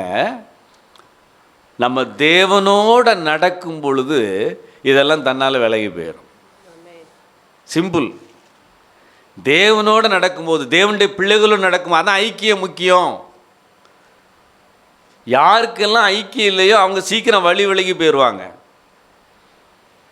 ஆண்டவருடைய பிள்ளைகளோடு இருக்கக்கூடிய ஒரு ஐக்கியம் வந்து உங்களுக்கு ஒரு பூஸ்ட் மாதிரி. அவரோடு அவருடைய பிள்ளைகளோடு கூட இணைந்து வேத வசனங்களை தியானிப்பது. வேதத்தில் பார்க்குறோம், கர்த்தருடைய வேதத்தில் இரவும் பகலும் தியானமாக இருக்கிற மனுஷன் பாக்கியவான். இப்போ நான் ஐயா வீட்டுக்கு வந்தேன்னா, அவங்க எங்கள் வீட்டுக்கு வந்தேன்னா ஊருக்கு அதெல்லாம் இருக்காது, உள்ள வசனங்கள் தான். அவங்க பேசக்கூடிய வார்த்தைகள் அந்த ஆழத்துக்குள்ளே போய் முத்தை எடுத்து கொண்டு வருவாங்க பாருங்கள். எனக்கு வந்து ஒரு பூஸ்ட் குடித்த மாதிரி இருக்கும். இதை ருசி கண்டவங்களுக்கு தான் இதனுடைய அருமை தெரியும். இது ஜீவன் உள்ளதுங்க. இன்றைக்கி நீ சினிமா பார்க்க போகிறீங்களா, 2.5 மணி நேரம் தான் முடிஞ்சு போச்சு. அதுலேயும் பாதி நேரம் அவன் எப்படிலாம் கொண்டு போகிறான்னு தெரியாது. உலகத்தில் உள்ள கேளிக்கை கூடங்கள் எல்லாம் அப்படி தான் இருக்குது. ஆனால் அவரோடு கூட நீங்கள் நடக்கும்போது இந்த பொல்லாத காரியங்கள் எல்லாம் உங்களை விட்டு ஆட்டோமேட்டிக்காக விலகி போய்விடும். எப்படி சந்திரன் சூரியனை பார்த்து இரவில் வெளிச்சத்தை கொடுக்குதோ, அதே போல் தேவனிடத்தில் தேவனுடைய பிள்ளைகளோடு இணைந்து அவரை பற்றி பேசும்போது, அவரை பற்றி தியானிக்கும் போது இந்த உலகத்தில் அந்த 21 விதமான அசுத்த எண்ணங்கள் எல்லாம் நம்ம விட்டு என்ன செஞ்சிடும்? விலகணும். இது போயிட்னாலே ஆண்டவர் ஆட்டோமேட்டிக்காக நம்மள என்ன கொண்டு வந்துடுவார்? பிரியமாக இருப்பார். அதுக்கு அடுத்தால பாருங்கள், 1 கொரிந்தியர் 10:7. ஜனங்கள் புசிக்கவும் குடிக்கவும் உட்கார்ந்து விளையாட எழுந்திருந்தார்கள் என்று எழுதியிருக்கிறபடி அவர்களில் சிலர் விக்கிரக ஆராதனைக்காரர் ஆனது போல நீங்களும் ஆகாதீர்கள். இன்னைக்கு விக்கிரக ஆராதனை என்ன நினைச்சுக்கிட்டோம் தெரியுமா? ஏதோ ஒரு பெரிய சிலையை வச்சு நம்ம கும்பிடுறதா இல்லை. எபேசியர் 5:5 வாசிங்க. எபேசியர் 5:5. விபச்சாரக்காரனாவது அசுத்தனாவது விக்கிரக ஆராதனைக்காரனாகிய பொருளாசைக்காரனாவது தேவனுடைய ராஜ்யமாகிய கிறிஸ்துவின் ராஜ்யத்திலே சுதந்திரம் அடைவதில்லை. இந்த பொருளாசை அப்படிங்கிறது ஒன்று உள்ள இருந்ததுன்னா அது என்னதுதான்? விக்கிரக ஆராதனை. அன்பு தேவனுடைய பிள்ளைகளே, எரிய கோட்டை ஆண்டவர் பிடிக்க சொன்னார், பிடிச்சு எல்லாத்தையும் எரிக்க சொல்லிட்டார். ஆனால் ஆகான் என்கிறவன் ஒருவன் என்ன செஞ்சிட்டானா, அதில் விலை கூடின பொருட்களெல்லாம் எடுத்து தன்னுடைய கூடாரத்தின் மத்தியில் புதைச்சி வச்சுட்டான். பாபிலோனிய சால்வை வெள்ளி பாத்திரத்தெல்லாம் புதைச்சி வச்சு ஒன்றும் தெரியாத மாதிரி வந்து நிற்கிறான். அன்பு தேவனுடைய பிள்ளைகளே, ஒரே ஒரு வாழ்க்கை, அவர் மேலே நம்ம நம்பிக்கை வைக்கணும், அவருக்கு பிரியமானதை நம்ம செய்யணும்.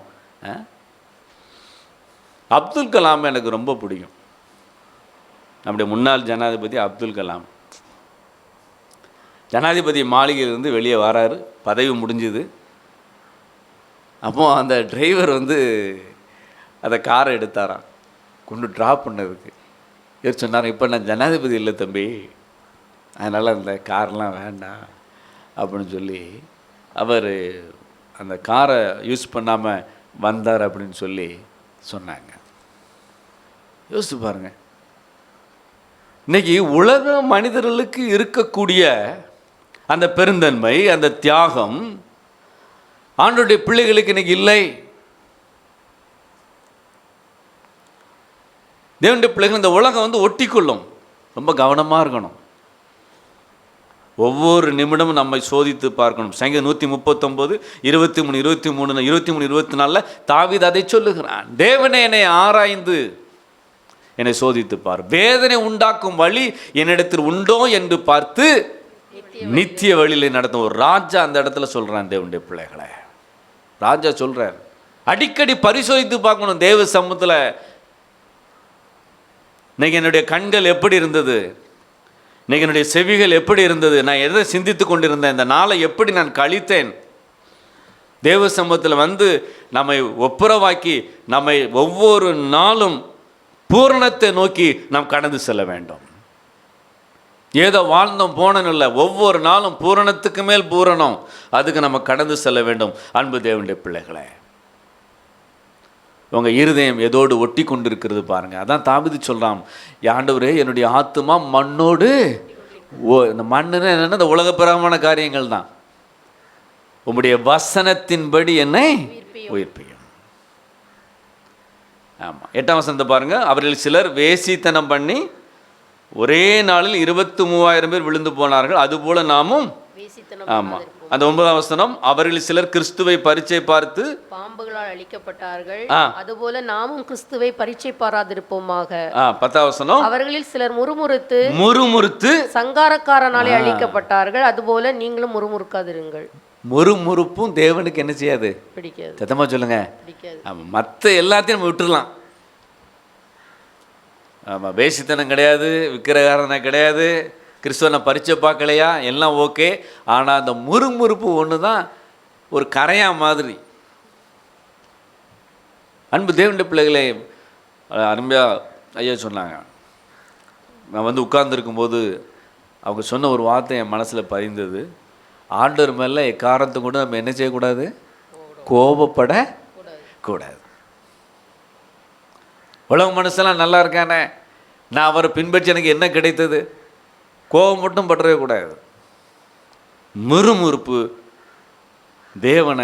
தேவனுக்கு விரோதமான செயல். எல்லா பாதையிலும் நம்ம ஹாப்பியாக இருக்கணும். பவுல் அதைத்தான் சொல்லுகிறான் பிலிப்பியர் 4:4, கர்த்தருக்குள் சந்தோஷமாயிருங்கள் என்று மறுபடியும் சொல்லுகிறேன். எங்கேருந்து இதை சொல்கிறாரு தெரியுமா? ஜெயிலிருந்து சொல்கிறாரு.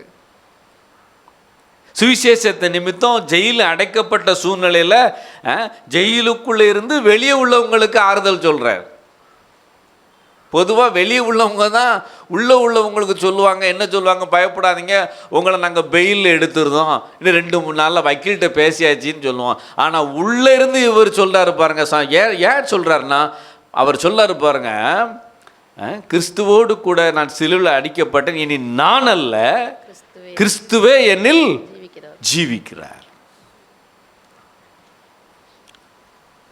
ஒரு 5க்கு 5 ரூமு பவுலுடைய சந்தோஷத்தை தடுக்க முடியவில்லை. அந்த அளவுக்கு கிறிஸ்துவோடு நெருக்கமாக இருந்தான். ஆனால் போன பாதையெல்லாம் பாருங்க, பயங்கரமான பாதை. ரோமர் 8 அதிகாரத்தை வாசித்து பார்க்கும்போது உபத்திரவமோ, நாசம் மோசமோ, வருங்காலமோ, நிகழ்காலமோ, நிர்வாணமோ, பிசாசோ, வருங்காலமோ, தூதர்களோ யாரும் கிறிஸ்துவின் அன்பை விட்டு என்னை பிரிக்க முடியாது. இவை எல்லாவற்றிலும் நான் முற்றிலும் ஜெயங்கொள்ளுகிறாய் இருக்கிறேன். நீங்க போயிட்டு இருக்கிற பாதை ஒரு வேளை தேவனுடைய பிள்ளைய ஒரு உபத்திரம் நிறைஞ்ச பாதையா இருக்கலாம். ஏதோ ஒன்று எதிர்பார்த்து ஓடிக்கிட்டே இருக்கீங்க, ஆனால் இன்னும் அது உங்களுக்கு கிடைக்கல. நீங்களும் இந்த வருஷம் நடந்துடும், அடுத்த வருஷம் நடந்துடும் போய்கிட்டே இருக்கீங்க.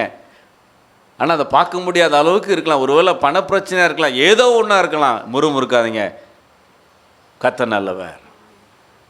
இம்மட்டும் நடத்தின தெய்வம் இனிமேலும் என்ன நடத்தி கொண்டு செல்வார். அதான் அவருக்கு ரொம்ப பிடிக்கும். அன்பு தேவனுடைய பிள்ளைகளே, பவுலும் சீலாவையும் நடு ராத்திரியில் அநேக அடிகள் அடித்து காலில் விலங்கு போட்டு தொழுமரத்தில் கட்டி வச்சிருந்தாங்க. நடுராத்திரில் பவுலும் சீலாவும் எழுந்து தேவனை துதித்து பாடினார்கள். அழுது பாடலை, துதித்து பாடினார்கள். சிறைச்சாலையில் கட்டுகள் எல்லாம் கலண்டு போயிட்டு. அப்போ என் மேலே ஆண்டவர் பிரியமாக இருக்கணுமா? நான் விக்கிரகார்த்தனை பண்ணக்கூடாது, விபச்சாரம் பண்ணக்கூடாது, வேசித்தனம் பண்ணக்கூடாது, முக்கியமாக என்ன செய்யக்கூடாது, முறுமுறுக்கக்கூடாது. 11ஆம் வசனம் பாருங்க, இவைகள் எல்லாம் திருஷ்டாந்தங்களாக அவர்களுக்கு சம்பவித்தது, உலகத்தின் முடிவு காலத்தில் உள்ள நமக்கும் எச்சரிப்புண்டாகும்படி எழுதப்பட்டும் இருக்கிறது. எச்சரிப்புக்காக இதெல்லாம் ஆண்டவர் என்ன செஞ்சிருக்கிறாரு? எழுதி வச்சிருக்கிறார். அப்போ முதல்ல விசுவாசம் அவருக்கு பிடிக்கும். ரெண்டாவது, தேவனுடைய பிள்ளைகளே, ஆசீர்வாதங்கள் இருக்கிறதுனால அவர் என் மேலே பிரிமை இருக்கிறார்னால அவர் சொன்னபடி வாழ்றது, அவர் என்னென்ன ஒழுங்குகள்லாம் கொடுத்துருக்கிறாரோ அதன்படி வாழும் பொழுது ஆண்டவர் நம்ம மேலே எப்படி இருக்கிறாரு? பிரியமாக இருக்கிறார். மூணாவது பாருங்க, சங்கீதம் 51ஆம் அதிகாரம், சங்கீதம் 51 16ஆம் வசனத்தை வாசிங்க.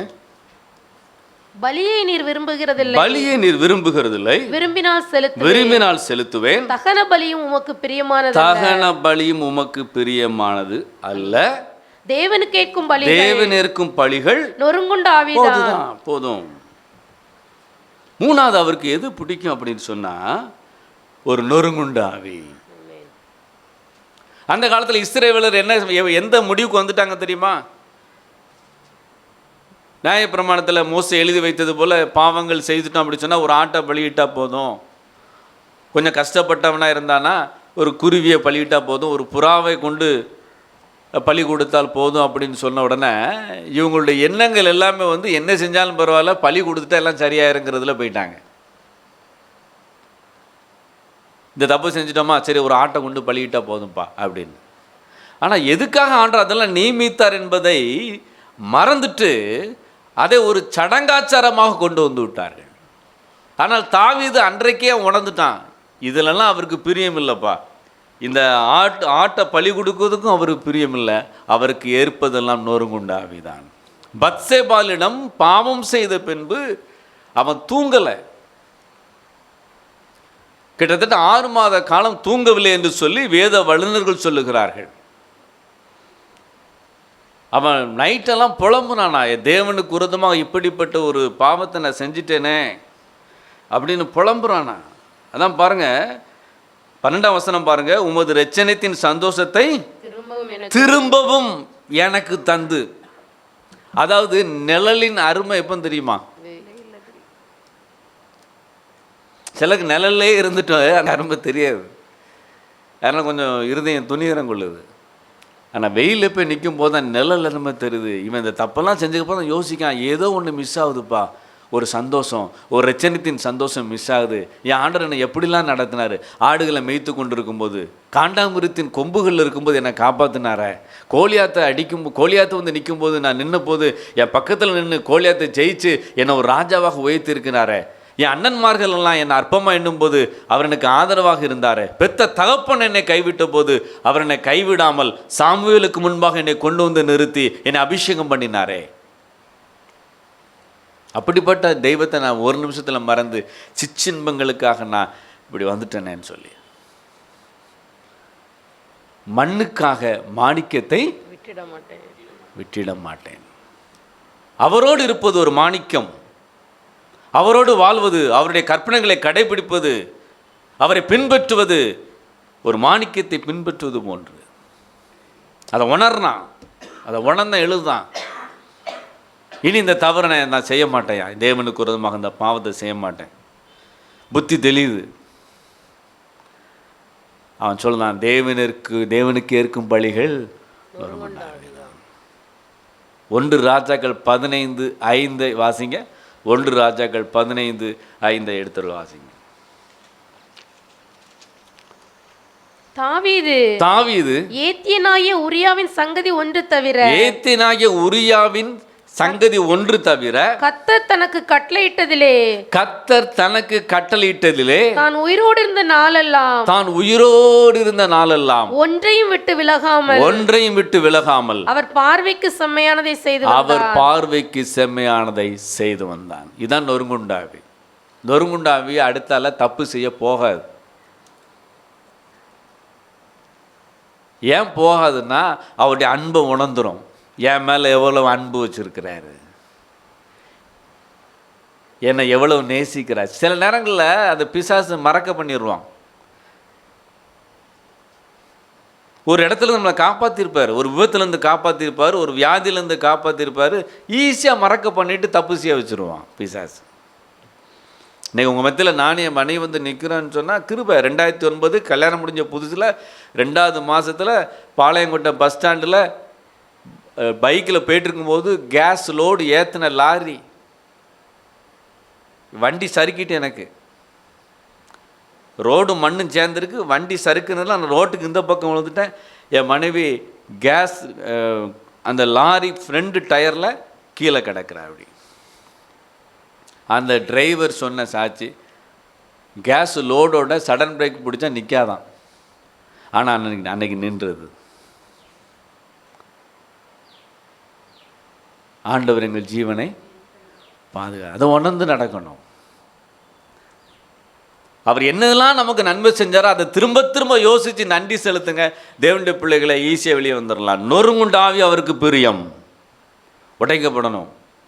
சார் இந்த இடத்துல நான் என் தேவனுக்கு நான் இப்படி தப்பு செஞ்சிட்டேனேன்னு சொல்லி இளையகுமாரன் அப்பாவுடைய அன்பை உதறிட்டு போனான். சுகபோகமாக இருந்தான், நல்லா இருந்தான், பணம் இருக்கிற வரைக்கும் எல்லா நண்பர்களும் கூட இருந்தாங்க. கடைசியில் பண்டி சாப்பிடக்கூடிய தவிடு கிடைச்சிது, அது கூட கொடுக்கல. அப்போந்தான் அப்பா வீட்டை என்ன செய்கிறான், நினைக்கிறான், ஐயோ எங்கள் அப்பா வீட்டில் கூலிக்காரங்களுக்கு கூட பூர்த்தியான சாப்பாடு, அரைகுறை சாப்பாடு இல்லை, என்ன சாப்பாடு, பூர்த்தியான சாப்பாடு எங்கள் அப்பா வீட்டில் இருக்குதே, நான் இன்னைக்கே எழுந்து போவேன். தகப்பனை உமக்கு விரோதமாகவும் வரத்துக்கு விரோதமாகவும் பாவம் செய்தேன். புத்தி தெளிந்து ஆண்டுடைய வார்த்தையை கேட்டு நமக்கு புத்தி தெளியணும், இன்னும் அவரோட நெருங்கணும். இந்த உலகம் வந்து ஒரு காணல் நீர். பெர்க்மான் சாய் அழகாக பாடிட்டார், வசதியை தேடி ஓடாதே, அது பெய்கிட்டே தான் இருக்கும், எல்லாமே பெய்கிட்டே தான் இருக்கும். ஆனால் ஒன்றே உண்டு நிரந்தரமானது, அவரோடு இருக்கக்கூடிய அந்த உறவு. திரும்பி வாரான், திரும்பி வரும்போது தூர இடத்துல வரும்போது அப்பா ஓடுறாரு. பேண்ட்டு போட்டால் ஈஸியாக ஓடிடலாம். யூதர்கள் பேண்ட்டு போட மாட்டாங்க, அங்கி உடுத்திருப்பாங்க. அங்கி உடுத்திட்டு ஒரு யூதன் ஓடுனான்னா அது அவமானம். ஒரு 55 வயசு ஆள், இப்போ நம்ம ஊரில் ஒரு அங்கி போட்ட ஆள் ஓடுனார்னா அது ஒரு அவமானம். அந்த அவமானத்தை தாங்கிட்டு ஓடுறாரு, என் பிள்ளை வந்துட்டாங்க. எந்த சூழ்நிலை வந்தால் அந்த ஓடி அவனை கெட்டி பிடிச்சி முத்தம் கொடுத்து அவன் சொல்ல வரான், அப்பா நான் உங்களுக்கு விரோதமாக தப்பு செஞ்சு சொல்ல வரான். சரிடா வா, இப்போ அவனுக்கு அந்த வஸ்திரத்தை கொடுங்க, அந்த செருப்பை கொண்டு கொடுங்கப்பா, கொளுத்த கன்றாடிங்கப்பா, என் குமாரனாகி இவன் மரித்தான், மீண்டும் உயிரோடு எழும்பினான். என்ன ஒரு லவ் பாருங்க. இன்னைக்கு அப்பா அப்படி ரெடியாக இருக்கிறாரு புத்தி தெளிஞ்சு வரும்போது. ஆனால் மூத்த குமாரன் பாருங்க முறுமுறுக்கான், கூடயே இருக்கேன், எனக்கு ஒன்றுமே செய்யலையான்னு சொல்லி முறுமுறுக்கிறான். ஆனால் அப்பா சொல்லார், எப்போ அவன் பாவம் வந்துட்டான், ஏதோ தப்பு செஞ்சுட்டான்ப்பா, நான் திருந்தி வந்துட்டான். நொறுங்குண்ட ஆவி அவருக்கு ரொம்ப பிடிக்கும். தேவனுடைய பிள்ளை நொறுங்குண்ட ஆவி இல்லாமல் மூத்த குமாரனை போல் வார வாரம் வந்துட்டு அடுத்த ஆளை நம்ம குறை சொல்லிட்டு அப்படியே இருந்து கொண்டே இருந்தோன்னு சொன்னாலும் அது ஆபத்தானது. 3 விஷயங்களை பார்த்தோம். முதல்ல விசுவாசம் அவருக்கு பிரியம், 2வது அவர் சில ஒழுங்குகளை வச்சிருக்கிறாரு, அதன்படி நம்ம வாழும்போது அவருக்கு பிரியமாக இருக்கிறோம். 3வது நொறுங்குண்ட ஆவிலவர்களாக செஞ்ச தவறுகளுக்காக மன வருந்தணும். சும்மா ஒரு சில பேர் இப்போ என்ன தெரியுமா, ஆடு மாடெல்லாம் பள்ளிட்டு கிடையாது, சும்மா வாயினால் சொல்லிடுறது, இங்கேருந்து வர சத்தம், அது யூஸ் கிடையாது. இருதயத்திலேருந்து வரணும். இங்கேருந்து சும்மா சங்கீதத்தை வாசிட்டு ஆண்டவர் என்ன மன்னியும் அதுவும் யூஸ் கிடையாது. இருதயத்திலேருந்து வரணும். என் தேவனுக்கு விரோதமாக அப்படி நான் பண்ணிட்டேனே, நான் இது செய்யக்கூடாது அப்படின்னு சொல்லி. அப்படி இருக்கும்போது தேவனுடைய பிள்ளைகளை அது கர்த்தருக்கு பிரியமானது. அவங்க மேலே கர்த்தர் ஆசீர்வாதங்களை கொடுக்குறார். நீதிமொழிகள் 11:20 வாசிங்க. கடைசியாக நீதிமொழிகள் 11:20 வாசிங்க. மாறுபாடுள்ள இருதயம் உடையவர்கள், மாறுபாடான இருதயம் உள்ளவர்கள் கர்த்தருக்கு அருவருப்பானவர்கள், உத்தம மார்க்கத்தாரோ அவருக்கு பிரியமானவர்கள். உத்தம மார்க்கத்தார். உத்தம மார்க்கத்தார்னா ஒரே லைனில் சொல்லிடலாங்க. இப்போ உங்கள் வீட்டில் ஒரு வாஷிங் மிஷின் வாங்குறீங்கன்னா அதை எப்படிலாம் யூஸ் பண்ண வேண்டும் என்று சொல்லி டெமோ கொடுத்துருப்பாங்க. ஒரு புக்கு கொடுத்துருப்பாங்க, இந்த வாஷிங் மிஷினை இப்படி தான் பயன்படுத்தணும். நீங்கள் இப்படி அதுக்கு மாறாக பயன்படுத்தினீங்கன்னா வாஷிங் மிஷின் என்ன ஆயிரும்? ரிப்பேர் ஆயிரும். நமக்கும் ஆண்டவர் கொடுத்துருக்கின்ற ஒரு புக்கு தான், எப்படிலாம் நீ நடக்கணும்ப்பா அப்படின்னு சொல்லி நமக்கு எழுதி கொடுத்தது இது. இதன்படி நம்ம நடக்கும்போது நம்ம உத்தமார்க்கத்தராக இருக்கிறோம், அவருக்கு பிரியமுள்ளவர்களாக இருக்கிறோம். எல்லாரும் கண்களை மூடி நம்ம ஜெபிக்கலாமா? அல்லேலூயா, அல்லேலூயா, அல்லேலூயா. அல்லேலூயா. கர்த்தருடைய பரிசுத்த நாமத்திற்கு மகிமை உண்டாவதாக. ஒரு நீண்ட ஒரு நல்ல பிரசங்கம் உங்களுக்கு புரிஞ்சுதான்னு எனக்கு தெரியல. ஆனால் அருமையான ஆலோசனைகளை அங்கங்கே இந்த பாயசத்தில் முந்திரி பருப்பு போட்ட மாதிரி, கிறிஸ்மஸ் பழம் போட்ட மாதிரி அங்கங்கே இருந்திருக்கும். உங்களுக்கு விவேகம் இருந்ததுன்னா டப்புன்னு செஞ்சுருப்பீங்க, புரிஞ்சிருப்போம், பிடிச்சிருப்பீங்க. அல்லேலூயா. ஆமாம், பாயசத்தை ஊற்றணும் டபக்குன்னு சில நேரம் பார்த்துருக்கீங்களா? அந்த அந்த முந்திரி பருப்பு மாட்டி எடுத்து கச்சு கச்சு கச்சு கச்சு தின்றுவான். அல்லேலூயா. கிறிஸ்மஸ் பழத்தை எடுத்து தின்றுவான். பாயசத்தில் இங்கே ஊற்றிட்டு அவன் அங்கே பார்க்க வந்து அவனே காணாது. அந்தளவுக்கு ஸ்பீடு இருப்பான் சில ஒரு அலையில் சொல்லுங்க.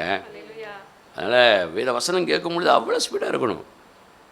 மற்ற விஷயத்துலலாம் ரொம்ப கவனமாக இருக்கிற நம்ம வேத வசனத்தில் என்ன செய்ய மாட்டேங்கிறோம், கவனமாக இருக்க மாட்டேங்கிறோம். அதனால் உங்களுக்கு கொஞ்சம் சொல்கிறேன். அவர் சொன்ன தலைப்பு என்னென்னா, விசுவாசம் இல்லாமல் தேவனுக்கு பிரியமாக இருப்பது கூடாத காரியம். விசுவாசம் என்பது தேவன் மீது இருக்கிற நம்பிக்கை. யார் மீது இருக்கிற நம்பிக்கை? தேவன் மீது வைத்திருக்கிற நம்பிக்கைக்கு பெயர் விசுவாசம். மனிதனை நம்புகிற நம்பிக்கைக்கு பெயர் நம்பிக்கை. அல்லேலூயா. அவன் தேவன் மேலே நம்பிக்கை இல்லாமல் அநேக மனிதர்கள் இந்த உலகத்தில் வாழ்கிறத பார்க்குறோம். அல்லேலூயா. இது யாருக்கு பிடிக்கல? தேவனுக்கு பிடிக்கல. அவன் ஒருத்தன் விசுவாசம் உள்ளவனாக, தேவன் மீது நம்பிக்கை உள்ளவர்களாக ஒருத்தர் இருக்கிறாங்க என்று சொன்னால் அவங்க தேவனுக்கு பிடிக்கும். அல்லேலூயா. அவன் விசுவாசம் உள்ளவர்களை எப்படி அடையாளம் பார்ப்பது? அதுக்கு தான் சில உதாரணங்கள் சொன்னார். நல்லா வாங்கி தின்னுட்டு டாட்டா காட்டிட்டு போகிறது பேர் விசுவாசம் இல்லை. அல்லேலூயா. தேவன் செய்த அற்புதங்களை உணர்ந்து நன்றியோடு அவரை பின்பற்றி வாழணும். இல்லைன்னு சொன்னால் நீங்கள் மன்னாவை சாப்பிட்டாலும் சரி தான், நீங்கள் கண்மலையின் தண்ணீரை குடித்தாலும் சரி தான், காடையை சாப்பிட்டாலும் ஆண்டவர் உங்களுக்கு தருவார். பொதுவாக அந்த உலகத்தில் எல்லாத்துக்கும் கொடுக்கும் மாதிரி தான் உங்களுக்கு தருவார். அல்லேலூயா. நீங்கள் பெரிய பரிசுத்தவான், நீங்கள் பெரிய விசுவாசத்தில் கூடினவங்க அப்படின்னு நினச்சி தர்றதில்லை. காமெல்லாம் பொதுவாக தாராரு. அல்லேலூயா. அப்படி வாங்கி தின்னுட்டு டாட்டா போட்டுட்டு போனோம்னா உங்கள் மேலே தேவன் எப்படி இருக்க மாட்டார்?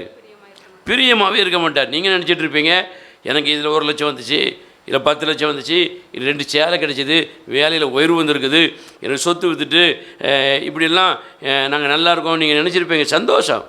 அது யாரால் வந்தது? தேவனால் வந்தது. அந்த விசுவாசம் இருந்தால் தான் அவருக்கு நம்ம நன்றி உள்ளவங்களை நினச்ச முடியும், வாழ முடியும், இருக்க முடியும். அல்லேலூயா. அப்படி விசுவாசம் இல்லாதவங்களை தேவன் கணக்கிலே சேர்க்கறது இல்லை. அல்லேலூயா. அவங்க ஜெபம் பண்ணாலும் சரி தான், சபைக்கு போனாலும் சரி தான், ஊழியம் பண்ணாலும் சரி தான், பாட்டு படித்தாலும் ஆராதனை செய்தாலும் தேவன் கணக்கில் நினைச்சதில்லை. 10ஓட 1 நீ சாப்பிட்டு போன்ட்டு விட்டுருவார். அல்லேலூயா. அவருக்கு இதெல்லாம் பெரிய மேட்டர் இல்லை. அல்லேலூயா. நாம தான் ஆண்டவர் எவ்வளோ நன்மை செஞ்சார், இந்த சகோதரனுக்கு எவ்வளோ நன்மை செஞ்சார், இந்த சகோதரிக்கு எப்படி நன்மை செஞ்சார், இப்படி ஆண்டவரை மறந்துட்டு அப்படியே ஒரு மாதிரி வாழ்கிறாங்க. நடக்கும்போது நமக்கு எப்படி இருக்கும் சொல்லுங்க? வேதனையாக கஷ்டமாக இருக்கும். அல்லேலூயா. அதனால் விசுவாசம் உள்ளவர்களாக, தேவனை பிரியப்படுத்துகிற தேவ பிள்ளைகளாக, தேவனுக்கு கீழ்ப்படுகிற தேவ பிள்ளைகளாக என்ன செய்யணுமா? ஒப்பு கொடுக்கணும். அப்படி ஒப்பு கொடுக்காம விசுவாசம் இல்லாமல் வாழ்ந்துட்டு மாறுபாடு உள்ளவர்களைப் போல நம்ம பேசணும்னா, வாழ்ந்தால் அவங்க எப்படிப்பட்டவனாக இருப்பாங்கிறதுக்கு அருவருப்பானவன். நம்ம முகத்தையே அவர் பார்க்க மாட்டார். அல்லேலூயா. அப்படி நம்ம இருக்கக்கூடாது. நாம் எப்படி இருக்கணும்? விசுவாசம் உள்ளவர்களாக இருக்கணும். சொல்லுங்க பார்க்கலாம். எப்படி இருக்கணும்? விசுவாசம் உள்ளவர்களாக இருக்கணும். அதுக்கு ஒரு பெரிய உதாரணம் வேதத்திலேருந்து நீங்கள் பார்த்தீங்கன்னா ஒரு மனிதனை வேதம் தெளிவாக சொல்லுது. அவர் அப்படி டச் பண்ணி விட்டுட்டு போனார். நான் கொஞ்சம் அதை சொல்கிறேன். அவன் பேர் 100க்கு அதிபதி. அவன் பேர் என்னது? சத்தமாக சொல்லுங்களேன். அது உண்மை சம்பவம், ஒரு கதையை போல சொல்கிறேன். 100க்கு அதிபதினா யார் தெரியுமா? 100 பேருக்கு ஒரு தலைவன். பட்டாளத்தில் 100 பேர் இருந்தாங்கன்னா அவங்களுக்கு ஒரு தலைவனாக இருக்கக்கூடியவங்களுக்கு பேர் தான் என்னது? 100க்கு அதிபதி, அதிபதி, அதிகாரி என்று சொல்லுவோம். அல்லேலூயா. அந்த அதிகாரியினுடைய வாழ்க்கையை ஆண்டவர் அப்படியே கேள்விப்படுறாரு. அதாவது ஆண்டவர் இயேசு கிறிஸ்து ஊழியம் செய்ய போய்கிட்டே இருக்கிறாரு. அப்போ இந்த 100க்கு அதிபதியை பற்றி மக்கள் பேசுகிறாங்க, ஒன்றுன்னா சொல்கிறாங்க இயேசு கிறிஸ்துட்ட. இப்போ உங்களை பற்றி என்கிட்ட சில யாரும் சொல்லுவாங்க, பிரதர் இந்த ஆள் எங்கே பார்த்தேன் பிரதர், பிரதர் இந்த சகோதரி அங்கே பார்த்தேன் பிரதர், இந்த ஆள் சாராய கடையில் நிற்கி, இந்த ஆள் அந்த தேவையில்லாத இடத்துல சம்மந்தம் இல்லாத இடத்துல போய் நிற்கி, இந்த ஆளுக்கு தண்ணி அடிச்சுட்டு கிடக்கு, இந்த ஆள் தேவையில்லாமல் இப்படி நடக்குன்னு சொல்லி சில சொல்லுவாங்க. எல்லாம் அந்த காதல் நினைச்சவன் கேட்டுக்கிட்டு விட்டுட்டு போயிடுவேன். அல்லேலூயா. அதெல்லாம் ரொம்ப போட்டு சிந்திக்க மாட்டேன். அல்லேலூயா. அதே மாதிரி இயேசு கிறிஸ்துக்கிட்ட விசுவாசத்தை குறித்து ஞாபகப்படுத்த முடியாது 100க்கு அதிபதியை பற்றி ஒருத்தன் சொல்லிக்கிட்டே வாரான், சீசர்கள் சொல்லிக்கிட்டே வராங்க. அல்லேலூயா. அப்போ ரொம்ப காது கொடுத்து கேட்குறாரு. அல்லேலூயா. நல்லா இருக்க கேட்க. அப்படியே அந்த விசுவாசி செஞ்சாங்க. Super super super. இந்த விசுவாசி இப்படியே நடந்துக்கிட்டாங்க. சூப்பர் சூப்பர் சூப்பர் அப்படின்னு நம்ம சொல்லுவோம்ல. முதல்ல சொன்னது மண்ணாங்கட்டி விசுவாசி. அல்லேலூயா. நான் சொன்னது இப்போ சொல்லுது ஆண்டவருக்கு பிரியமான விசுவாசி. அப்படியா? நான் எதிர்பார்க்கலையே இந்த விசுவாசிக்கிட்டே இதை. ஐயோ இவ்வளோ சூப்பராக நடந்திருக்காங்களா அப்படின்னு சொல்லும்போது காது அப்படியே குளிர்ந்து கேட்டுக்கிட்டே இருக்கும். அல்லேலூயா. இந்த 100க்கு அதிபதியை பற்றி ஒருத்தர் சொல்லிக்கிட்டே வாரான். அப்படி இப்படி அப்படி இப்படின்னு சொல்லிகிட்டே வாரான். அல்லேலூயா. இங்கே கூட நான் யாரையா ஒரு ஆளை பற்றி பேசுகிறோம்னா நீங்கள் எப்படி கவனமாக கேட்பீங்க. உங்களை பற்றி கொஞ்சம் சிறப்பாக பேசினேன், இந்த சைடில் உள்ளவங்களை பற்றி சிறப்பாக பேசினேன்னா நீங்கள் என்ன செய்வீங்க? கவனமாக கேட்பீங்க, சந்தோஷமாக கேட்பீங்க. அல்லேலூயா. அப்படி பெரிய சிறப்பாக பேசுவதற்கு ஒன்று இருந்த மாதிரி எனக்கு தெரியல. ஒரு இடத்துக்கு பார்க்கலாம். ஸ்தோத்திரம். அது ஒரு பக்கம் இருக்கட்டும். ஆனால் இந்த 100க்கு அதிபதியை பற்றி பேசிக்கிட்டே வரேன். பேசிக்கிட்டே வரும்போது ஒரு கூட்டம் நடக்கு. கூட்டம்னா ஒரு நடந்துகிட்ருக்கு. உனக்கு கன்வென்ஷன் கூட்டம் நடக்குன்னு நினச்சிடாங்க. அல்லேலூயா. ரொம்ப விளக்கமாக சொல்ல வேண்டியிருக்கு. இயேசு நடந்து போயிட்டுருக்கிறாரு. முன்னால் போகிறாரு, பின்னால் சீஷர்கள், அவருக்கு பின்னால் ஏகப்பட்ட பேர் போகிறாங்க. நீங்கள் அந்த பக்கத்தை கொஞ்சம் திருப்புங்க பார்க்கலாம். லூக்கா எழுதின சுவிசேஷம் 7ஆம் அதிகாரம் 9வது வசனத்தை வாசிக்க பார்க்கலாம். இயேசு இவைகளை கேட்டு அவனை குறித்து ஆச்சரியப்படுகிறார். அல்லேலூயா. இயேசு கேட்குறார் சில காரியங்களை. என்ன கேட்குறாரு? யாரை பற்றி பேசிகிட்டு இருக்காங்க? இந்த 100க்கு அதிபதியை பற்றி தான் பேசிகிட்டு இருக்காங்க. அவர் கேட்டுக்கிட்டே இருக்காரு. இப்போ சிலரை பற்றி நம்மளோட சில சொல்லுவோம், விடுப்பா அவன்லாம் ஒரு மனுஷனா, அவெல்லாம் ஒரு மனுஷியா, விடுப்பா அந்த கச்சடாவை அப்படின்னு சொல்லுவோம். அப்போ அப்படியே கண்டிஷன் வந்தாச்சு. அல்லேலூயா. இந்த அப்படியா அப்படியா அப்படியா இவன் இப்படி சொன்னாடா, ஏன் இப்படி சொன்னான்னு கேட்போம். இப்போ அந்த கச்சடாவெல்லாம் என்ன செய்யறதில்லை, கேட்கறதே இல்லை. இங்கே ஆண்டவர் கேட்டுக்கிட்டே வர்றார். அவர் கச்சடாவாக இருந்தால் செஞ்சுருக்க மாட்டார், கேட்டிருக்க மாட்டார். அங்கே சொல்லப்படுகிற அந்த வார்த்தைகள், காரியங்கள், 100க்கு அதிபதியை குறித்து, இந்த அதிகாரி குறித்து சொல்லப்படுகிற வார்த்தைகள் அவருக்கு அப்படியே காதுக்குள்ள தேனு மாதிரி போகுது. அல்லேலூயா. இவைகளை கேட்டு அவனை குறித்து ஆச்சரியப்பட்டு. யாரை பற்றி ஆச்சரியப்படுதாரு? 100க்கு அதிபதியை பற்றி ஆச்சரியப்படுதாரு. ஆச்சரியம் என்னது? நம்ப முடியல. இவனா இப்படி சில ஆளை பற்றி யோசிச்சு வந்துருமா? இந்த மனுஷனா இப்படி இருக்கான், இவளா இப்படி இருக்கா, சீச்சி அப்படின்னு நினைப்போம். இங்கே அப்படி இல்லை. இவன் இப்படி செஞ்சிருக்கான், நான் பிரமிக்காராண்டவர் ஆச்சரியப்படுதார். இதயத்துக்குள்ள சரி இவன் சாதாரண ஒரு மனுஷன் இல்லையே, ஒரு பெரிய மனுஷன் இல்லை, இவன் இவ்வளோ காரியங்களை செய்கிறானே அப்படின்னு சொல்லிட்டு அந்த அவனை குறித்து சொல்லப்பட்ட விஷயங்கள் எப்படி இருந்தவனுக்கு அவருக்கு ஆச்சரியமா இருந்து. முதல்ல உங்களை பற்றி தேவனோடு சம்மந்தப்பட்ட வாழ்க்கை குறித்து சிலர் பேசும் பொழுது, உங்களை குறித்து வெளியே பேசும் பொழுதோ, வேறு எந்த விசுவாசி குறித்து உங்கள்கிட்ட பேசும்பொழுது உங்களுக்கு எப்படி இருக்கணும்? ஆச்சரியமாக இருக்கும். நீங்கள் ஆச்சரியமாக உங்கள் வாழ்க்கையை மாற்றிக்கிடணும். அல்லேலூயா. ஆமாம், உங்கள் வாழ்க்கை ஆச்சரியமாக இருக்கணும். அங்கே தேவனுக்கு மகிமையா. அல்லேலூயா. ஆச்சரியப்பட்டு வாசிங்க. திரும்பி என்ன செஞ்சார்? போயிட்டே இருக்கிறாரு, கேட்டுக்கிட்டே போகிறாரு. டக்குன்னு என்ன செய்கிறாரு? இப்படி திரும்புகிறாரு. ஏன்னா முன்னும் கூட்டமெல்லாம் போயிட்டுருக்கு. எப்பவுமே வாழை பிடிச்சிட்டு போகிற மாதிரி கூட்டம் போய்கிட்டே இருக்கும். அல்லேலூயா. சிலர் வாழை பிடிச்சிட்டு போயிருப்பாங்க. நாம் சிலரை வாழை பிடிச்சிட்டு போயிருப்போம், சிலர் நம்ம வாழை பிடிச்சிட்டே வருவாங்க. அல்லேலூயா. அப்போ எப்படி 2 கூட்டம் உலகத்தில் இருக்குது. இவன் இயேசு கிறிஸ்துவை பின்பற்றி போயிட்டு இருக்கும்போது டக்குன்னு நிற்கிறாரு. கூட போகிறது யார்?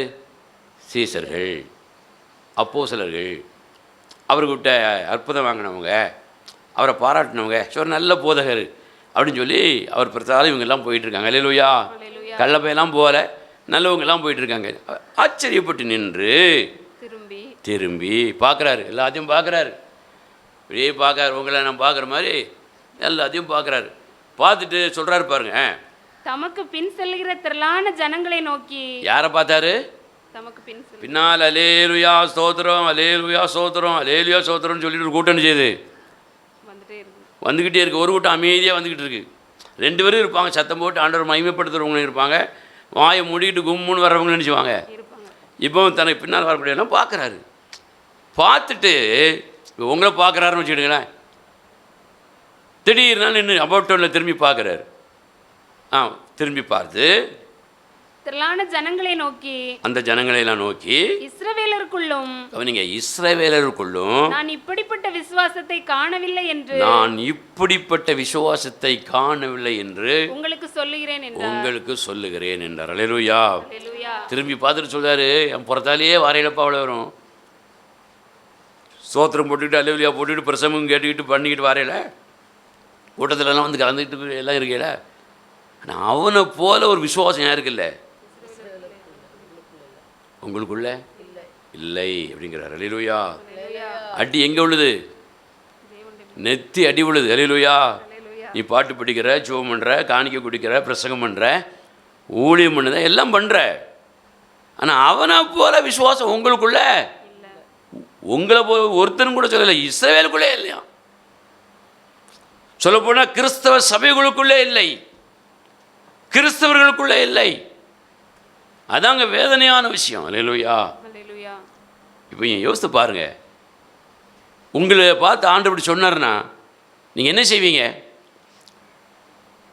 என்ன செய்வீங்க? உணர்விடுவீங்களா? உங்களை திருத்திக் கொள்வீங்களா? மனம் திரும்புவீங்களா? அல்லது மண்ணங்கட்டி போலே இருப்பீங்களா? அல்லேலூயா. யோசிக்கணுங்க. பெரிய ஒரு பிரசங்கம் இது. ஆண்டவர் தன்னை பின்பற்றி பார்த்து சொன்னது. அவனை போல உங்ககிட்ட ஒருத்தன் விசுவாசம் உள்ளவனா இல்லை. என் பின்னாலேயே வாரியோ, ஸ்தோத்திரம் போட்டுக்கிட்டு வாரியோ, ஏதோ பிடுங்கணும், பிங்கணும், ஆசீர்வாதமாக இருக்கணும், நோயிலிருந்து விடுதலை வேணும், வேலைக்கு வேணும், அது வேணும், இதுக்காக தான் என் புறத்தா வாரவளை வரேன். அல்லேலூயா. ஏசுநாதருக்கு புறத்தால நீ விசுவாசம் என்ன செய்யலை? வரல. தின்னுட்டு போ. அல்லேலூயா. குடிச்சிட்டு போ, வேலையை வாங்கிட்டு போ, சட்டையை வாங்கிட்டு போ, வீட்டை கட்டிட்டு போ, சொந்த நிலத்தை வாங்கிட்டு போ. அல்லேலூயா. உன் மேலே நான் எப்படி இல்லை? பிரியமாக இல்லை. பிரியமாக இருக்கிறேன்னு நினைக்காத அப்படின்னு சொல்லி அந்த இடத்த சுட்டி கேட்டுறாரு. அவன் எல்லாரையும் ஆண்டவர் ரிஜெக்ட் பண்ணிவிட்டு கூட்டத்தில் வராத ஒருவனை ஆண்டவர் பாராட்டுகிறாருன்னா இந்த விஷயம் அவன் மேலே என்ன இருக்குது? பிரியம் இருக்குங்க. இந்த 100க்கு அதிபதியை குறித்து உட்கார்ந்து அப்படி தெளிவாக ஆண்டவரோடு இணைஞ்சு நீ வாசித்து பாருங்கள். அவங்ககிட்ட இருக்கிற சோபம் ஒன்றாவது உங்ககிட்ட இருக்கான்னு பாருங்கள். விசுவாசம் இருதயத்தில் உள்ளது. விசுவாசத்தின் கிரியை வெளியே வரும். அல்லேலூயா. விசுவாசம் இருக்குன்னு செத்து போகிற விசுவாசத்து உள்ள சின்ன பிரச்சனை. உங்களுக்குள்ள விசுவாசம் இருக்கு இல்லையா? அவர் அல்லேலூயா சொல்லுங்க பார்க்கலாம். சத்தமாக சொல்லுங்க. அந்த விசுவாசம் செத்து போயிருக்கா, உயிரோடு இருக்கா? இப்போ அடுத்த கேள்வி, ஏன் விசுவாசம் உயிரோடு தான் இருக்குது, செத்து போனதா இல்லை அப்படிங்கிறவங்க ரெண்டு சொல்லுங்க பார்ப்போம். அப்போ உயிரோட இல்லை. அடுத்த கேள்வி கேட்பேன், கையை தூக்கணும்னு கேட்பேன். அல்லேலூயா. அப்போ விசுவாசம் என்பது கிரியைகளினால வெளியே தெரியணும். சரி வாயில் அல்லேலூயா தோத்திரம்னு சொல்லிட்டு போகக்கூடாது. அல்லேலூயா அப்படி போட்டு போன கூட்டம் தான் இயேசுவை பின்பற்றின கூட்டம். அதனால் நம்ம வெறுமையாக போலித்தனமான ஒரு விசுவாசத்தை வெளியே காட்டிட்டு வாழ்கிறத விட தேவனுக்கு பிரியமான விசுவாசம் உள்ள பிள்ளைகளாக, தேவனுக்கு கீழ்ப்பிடித்த விசுவாசம் உள்ள பிள்ளைகளாக, தேவனிடத்தில் அகங்காரம் இல்லாத மனத்தாழ்மை உள்ள விசுவாச பிள்ளைகளாக நம்முடைய வாழ்க்கை அமைத்துக்கொள்வோம். அல்லேலூயா. ஆண்டவரே, எங்கள் விசுவாசம் வாயிலே அல்ல, எங்கள் விசுவாசம் எங்கள் வாழ்க்கையிலே வெளிப்பட வேண்டும். அல்லேலூயா.